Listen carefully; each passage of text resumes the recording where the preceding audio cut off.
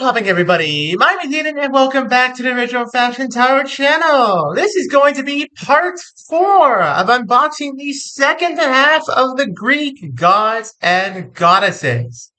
We are up to part 4 of this little mini-series we got going on here.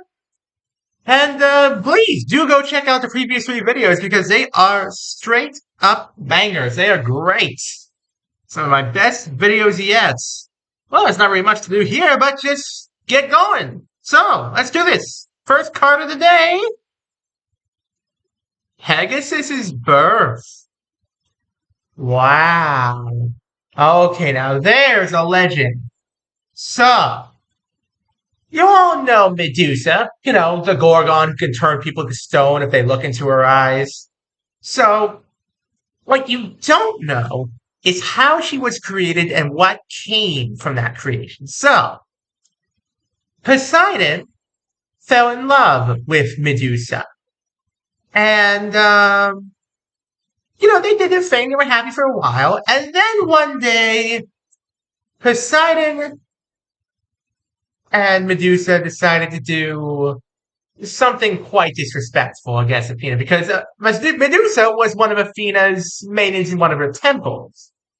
And it just so happened to be a prime spot for, you-know-what. So they did it in the temple. As revenge, Athena could not take her anger out on Poseidon because, as much as she hated to admit it, Poseidon was her superior in terms of power. He's one of the big 3 gods. Not much can touch that guy. But Medusa, on the other hand, well, she was just a puny mortal, as she would have put it. And so, she cursed Medusa to become the first Gorgon. And later, Theseus, or perhaps it was Perseus. I think it was Perseus. I think Perseus went ahead and went over to the island where Medusa and her sisters were, and through a complicated series of events, ended up slicing her head off. Decapitation. And from her severed head burst forth Pegasus and I can't remember his name. Well, anyways, she did have 2 children who were just chilling in there. Chilling in her stomach. Nobody knew it. Pegasus was one of those children. He, fully grown, burst forth from the severed body of Medusa.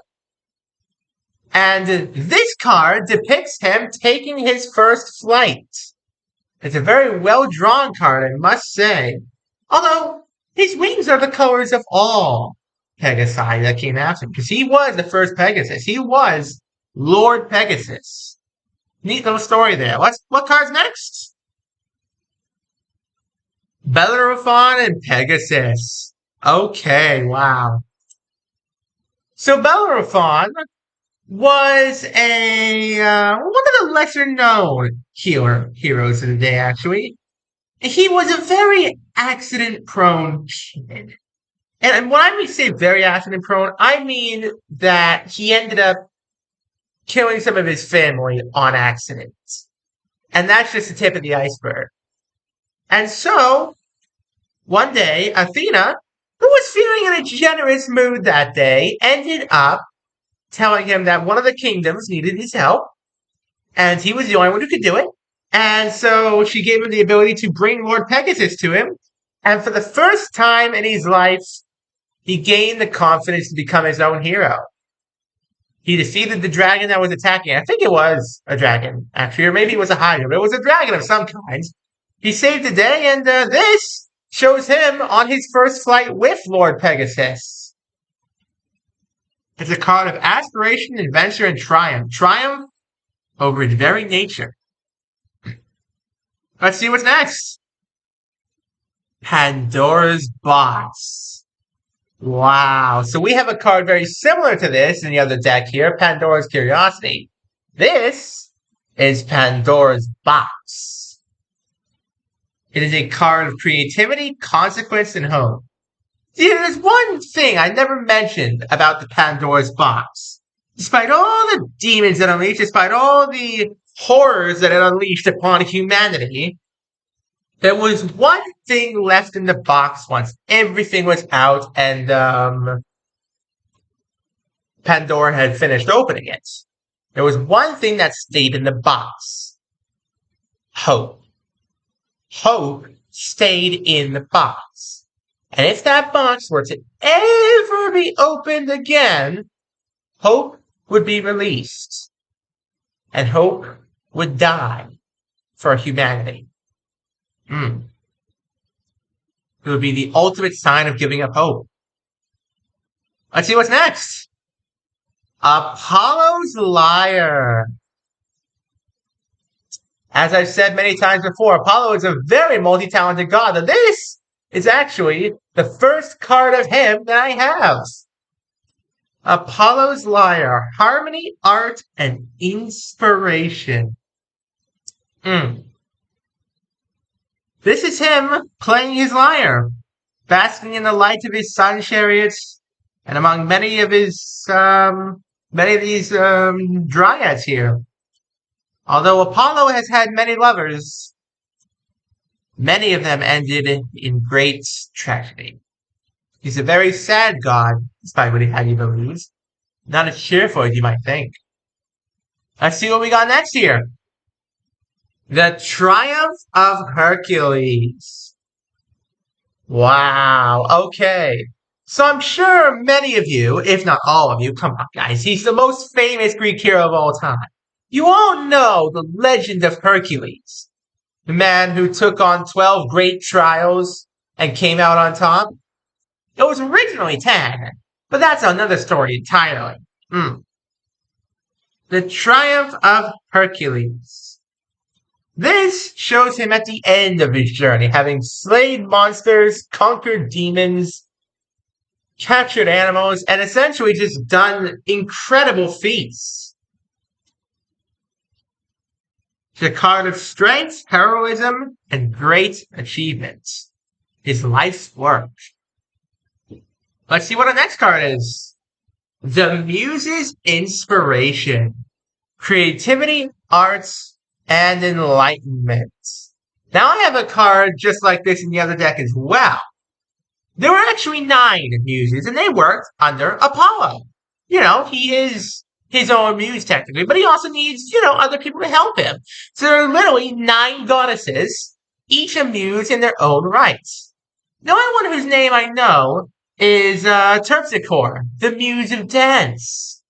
So if you're a dancer out there, just send a quick prayer to her and she might just dance to you. Let's see what's next. Circe's Spell. Another Circe card. I had one of these in my previous episodes of this, and I do have a Circe card in that deck over there, Circe's Enchantment. Circe's Spell. Now, Circe is technically a goddess in her own right. Though more than anything, she is just an immortal sorceress. A very powerful sorceress, mind you, but just an immortal sorceress. She cannot hope to compare to the powers of Hecate. But she is very powerful indeed. Be careful not to fall under her spell. She's a seductress, I'll give her that. Let's see what's next. The Fate Thread. Destiny, control, and inevitability. Do go check out my previous episode of this series where I described the fates in full. But to give you a brief rundown, this is them weaving the thread of fate on their loom. The loom of fate. There were 3 fates, and this is them weaving their loom. And every time they cut a string and go skip, somebody dies. They are that powerful. They are just that powerful. Let's see what's next. Atlas's Burden. Wow. So I have a card just like this in the other deck as well. I think we all know the story. Well, not all of us would know the story of Atlas, but suffice it to say, it's a hard burden he's carrying there. He's carrying the weight of the sky, the cosmos themselves on his shoulders. Now that's no easy burden. Hmm. Let us see what is next. Artemis's Hunt. Wow. Okay. So in the other deck here, we also have Artemis's Moon. This is her on the hunt. This is her hunting things down. Now, here's something you should know about Artemis. She is not a careless hunter. She knows more than anybody that nature is, well, for lack of a better word, dying.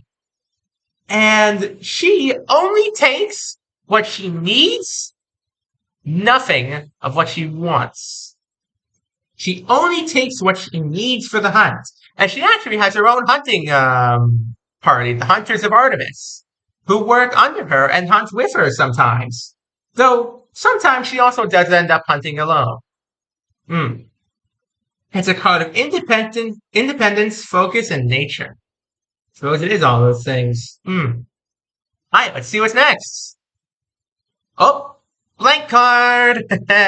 I knew one of those would come along eventually. Next up, for real this time, is the Enchantment of Circe. Wow. So, we just did have a card of Circe's spell. This is the result of that spell. Now, you may be wondering, why are there pigs in this picture? Tell you something, guys. Circe, she loves women. She's great with women. She has a few people who she trains to be sorceresses. She's great with, womankind. Men, on the other hand, well, not so much, I'm afraid. She has this spell, which she's perfected over many millennia by now, which transforms men into what she believes to be their true form, pigs. And that's no offense to you men out there. You're not pigs, trust me. But that's what she believes them to be. Ever heard of Captain Blackbeard? She transformed him, too. That's how he disappeared. Chances are he's still out there as a pig right now. It's a tragic tale indeed. Alright, next card. The Judgment of Paris. Choice, temptation, and consequence. I'm not sure about this legend, but if I had to venture a guess, this is not a card of the gods or anything like that. This would be the card of one of the kings in all Greek mythology. Now, there wasn't just one kingdom in the ancient Greek mythos. Do not mistake that for a second. Ancient Greece was not one united kingdom. It was many, many kingdoms spread out all over the country of Greece. And this just happened to be one of them. And each one had their own king. There were no real queens, except in the Amazons, don't get me wrong. The Amazons are their own separate legend, which I'll probably tell you guys about in another video. But no, yeah. Greece was a divided country indeed. Had many kingdoms. Some of them even went to war with each other. This is a card of choice, temptation, and consequences. Alright, last card of the day, folks. What do we got? The Olympian Feast. Celebration, abundance, and unity. This is a very, very powerful card indeed. This card shows all the Olympian gods. Not all of them. It can never truly show all the Olympian gods. There are hundreds of them. Perhaps even thousands. But the Olympian Feast. This is a card of celebration, abundance, and unity. It's a card that shows the Olympian gods, all the council at the very least, plus many others who are considered more minor on the spectrum there, celebrating a great triumph. I don't know what they're celebrating. I don't know what the triumph was, but, they've had many triumphs in their days. Titan War, the Giant War. They had many, many celebrations in their time. The gods know how to party, folks. If you had the choice between a mortal party, a demigod party, or even a godly party, here's a tip for you. Go for the godly one. You won't regret it. Alright, folks, that's going to wrap it up for this part. Thank you all so very much for watching.